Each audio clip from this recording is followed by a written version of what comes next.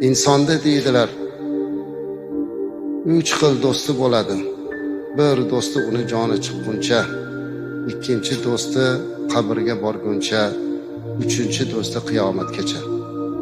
Joni chiqquncha bo'ladigan do'sti qaysi do'st deganlarida, joni chiqquncha bo'ladigan do'st uning moli dunyosi. Chunki olamdan o'tganimizdan keyin moli dunyo bizniki emas. Bu endi meros bo'larki.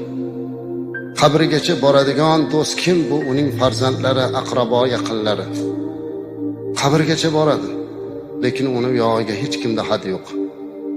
Ming yaxshi ko'rsa ham, jonim fido otam, onam desa ham, oxirgi manzili mana shu qabr, amallar sondig'i.